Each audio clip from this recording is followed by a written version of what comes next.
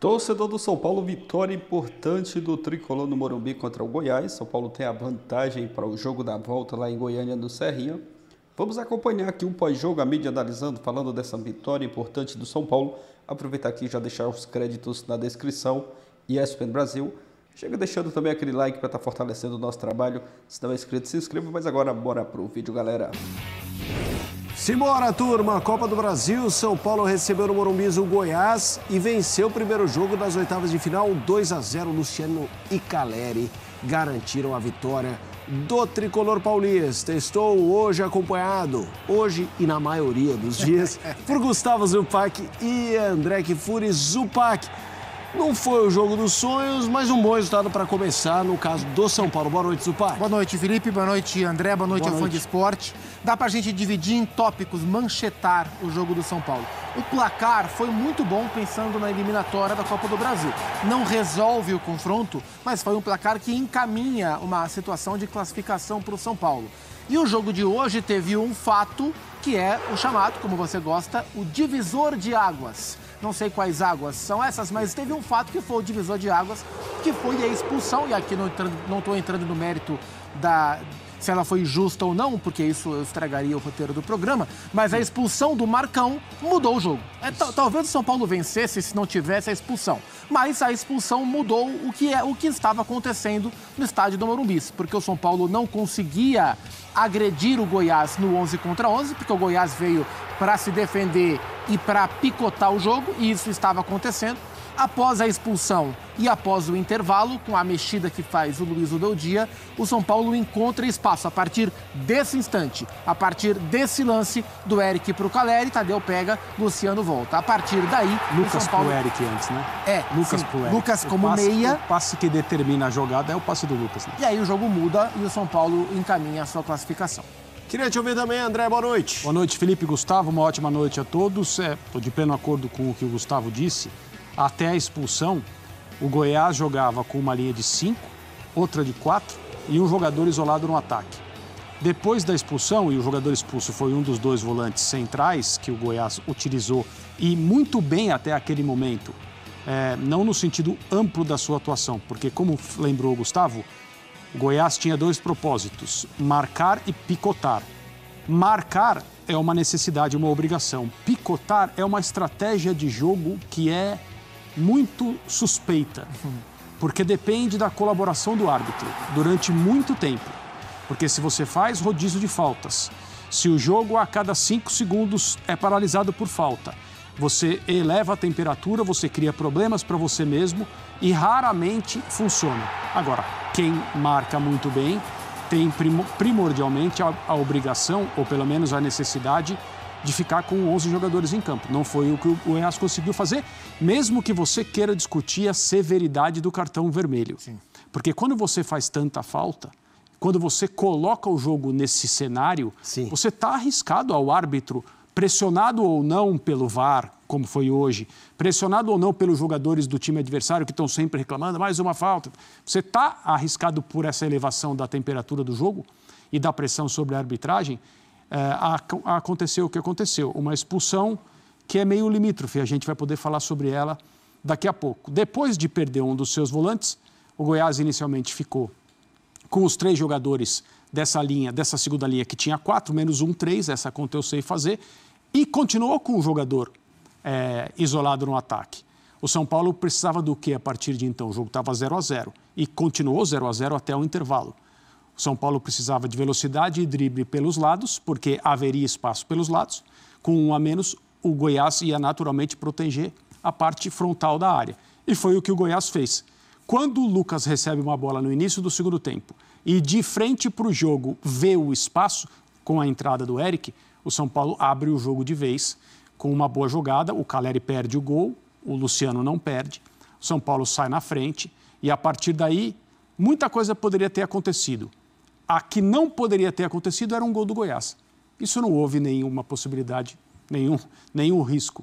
E o São Paulo conseguiu no final, no rebote do chute do Luiz Gustavo de longe, uma vantagem que eu estou de acordo com o Gustavo, é muito boa para um jogo de mata-mata 2-0 para você ir jogar fora de casa, especialmente com um time bastante inferior, é um ótimo resultado. Já Leonardo Gaciba conosco aqui no Sport Center para analisar esse lance da expulsão no jogador do Goiás e também um que aconteceu um pouco depois que envolvia o Caleri, em que os jogadores do Goiás pediram um vermelho para o atacante do São Paulo que fez o segundo gol do tricolor. Zupac, era muito claro acompanhar no Goiás, depois especialmente da expulsão, as linhas ali muito da intermediária para trás, dificultando bastante. Muita gente que avalia, torcedores do São Paulo, eu vi em redes sociais, a performance do São Paulo, é um futebol pragmático, não cria.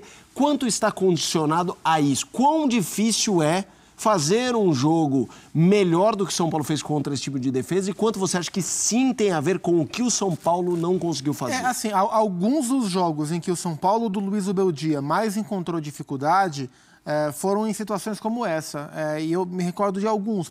Um deles eu até trabalhei, foi o primeiro jogo ruim do São Paulo nas mãos do Zubeldia foi o confronto contra o Barcelona, pela Libertadores, fase de grupos, no estádio do Morumbi.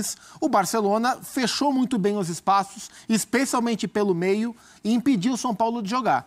E assim, por mais que o São Paulo seja melhor, substancialmente melhor do que a equipe do Goiás, quando você enfrenta uma equipe que tem praticamente 9 jogadores atrás da linha da bola, né? Era só o Galhardo mais à frente e muitas vezes voltando também, e um time que está sempre parando o jogo, está ali para travar esse jogo, por mais que exista uma diferença técnica, não é simples você resolver. Assim, o ideal é, numa situação como essa, você conseguir rapidamente fazer um gol para obrigar o outro time a sair. O São Paulo não conseguiu. Aliás, o contrário, o Goiás chegou a fazer um gol no começo do jogo, mas tinha ali um claro impedimento, acho que é do próprio Galhardo, e o gol foi corretamente anulado. Foi talvez uma das únicas. O Goiás bateu 2 vezes contra o gol do São Paulo. Foram 27 chutes do São Paulo contra 2, 27-2. O placar das finalizações. Então não é fácil você furar bloqueio. A gente vê cada vez mais, né, as equipes inferiores se fechando, impondo dificuldades. Eu até acho que por isso, não só por isso, mas acho que a proposta de jogo, que ela era previsível, também interferiu para a escolha do Zubeldia pelo Rafinha, ao invés do Igor Vinícius. Além da hierarquia do Rafinha para jogos eliminatórios, mas pelo fato de ser um jogo, em teoria, em que o São Paulo teria menos espaço para correr e precisaria de alguém para pensar melhor vindo de trás e ter uma capacidade de um cruzamento melhor, porque bola aérea resolve o jogo assim, faria mais sentido ter o Rafinha do que o Igor Vinícius, que é um cara mais de velocidade.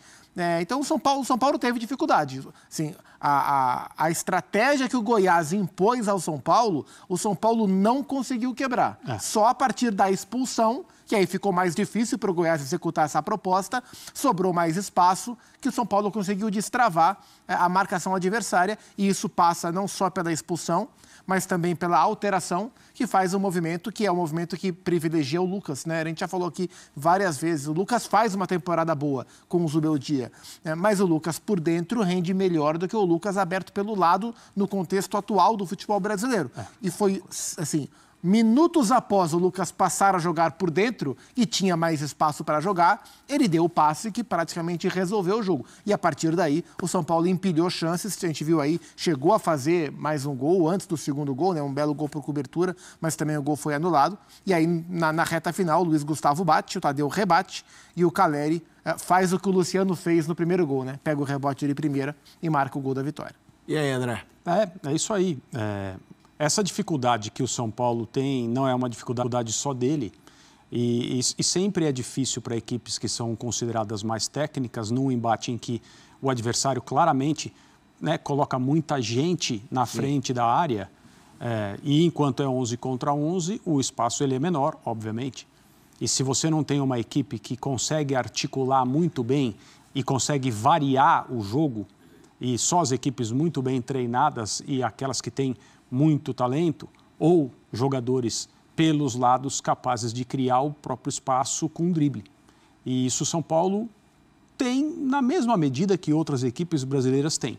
Ainda é um trabalho que está... Eu seria injusto se eu dissesse que o trabalho está começando do Zubeldia. Acho que 3 meses, né? 3 meses de trabalho? Aqui para o nosso padrão, como é que é? 3 meses? Não sei, tem gente que acha que ele já está aí há muito tempo. Já largou o estágio começando, né? Está no segundo estágio para o Brasil. E talvez ainda seja cedo você cobrar de um trabalho que tem 3 meses tanta variação de jogo assim. Seria realmente complicado e muito preocupante se o São Paulo não conseguisse fazer um gol no Goiás hoje, mesmo jogando com um jogador a mais desde o primeiro tempo, se não conseguisse fazer essa porteira se abrir. O São Paulo conseguiu. Quando você tem um a mais e o seu jogo não flui, mesmo você fazendo substituições, tentando, aí sim a coisa fica preocupante e há casos assim. Então, como eu disse, o São Paulo precisava, a partir do momento que teve 11 contra 10, drible pelo lado e boa articulação por dentro. Foi o que aconteceu a partir do início do segundo tempo. Boa articulação por dentro, gol no rebote. E aí, com 1-0, as coisas ficaram muito mais fáceis. Uma coisa que eu acho que é importante tocar de assunto, não sei se esse jogo traz resposta sobre isso, Zupac, que é, desde a lesão do Alisson, o São Paulo não vencia aquelas coincidências, quando a gente falou do Thiago Silva, chegou, ganhou, e no caso do... Não. Exato. O Alisson sai, para muitos de nós, o melhor da temporada. O Lucas, quando ele se lesionou, falou o melhor da temporada. E aí consegue a vitória hoje. Acho que o jogo de hoje até não se espelha em nenhum dos outros 3 em que ele não venceu. São jogos bem diferentes. Mas Luiz Gustavo participou hoje de jogadas, inclusive do gol. Bobadilla, um jogador que está sendo utilizado. Como é que você está vendo essa questão do meio-campo do São Paulo desde a lesão do Alisson? É um desafio. O São Paulo hoje não tem um jogador pronto para dar ao time toda a dinâmica que o Alisson dava, com e sem bola. O Marcos Antônio foi contratado para tentar ajudar também nessa função. O São Paulo queria o Thiago Mendes, não conseguiu o empréstimo do Marcos Antônio junto ao Lazio. Ele não é exatamente o Alisson, mas ele pode, talvez por característica, tentar ajudar a suprir mais do que o Bobadilla. O Luiz Gustavo vem jogando bem, uma boa temporada, assim, ele teve lesão, ficou fora, mas dentro das condições que ele tem, por ser um jogador veterano já, ele é um cara muito inteligente para jogar, ele conhece muito bem a posição, né? Um cara muito vivido na Europa, hoje fez mais um bom jogo, já tem feito outros. O Bobadilla foi uma escolha não conservadora, mas assim, o Zubeldia sabia, e estava muito claro, todo mundo sabia, estava muito claro, que se o São Paulo tivesse problemas para furar o bloqueio goiano como ele teve, o Bobadilla seria o primeiro sacrificado para tornar o time mais ofensivo. Porque talvez não precisasse de 2 volantes para enfrentar o Goiás dentro de casa, num jogo em que você tem que abrir vantagem. Mas eu entendo que faz mais sentido você começar como você sempre começa, e se tiver dificuldades, você vai para o plano mais ofensivo. O Bobadilla não fez um primeiro tempo ruim, mas a partir da expulsão, o São Paulo precisava atacar ainda mais. E aí ele foi sacrificado, entrou o Eric, aí o Luciano encostou no Caleri, o Lucas veio por dentro, e o Luiz Gustavo ficou como único volante. O jogo de hoje, como você falou, não dá respostas sobre o nível de superação que o São Paulo mostra sem o Alisson. Os jogos da Libertadores vão dar. Os jogos contra Flamengo e Palmeiras em breve no Brasileiro vão dar também. Porque é um desafio. O Alisson é um motor, era um motor da equipe. Era um cara que fazia o São Paulo girar na fase defensiva e ofensiva. Nem Luiz Gustavo, nem Bobadilla tem essa característica. Talvez o Marcos Antônio, com o tempo, apresente algo melhor.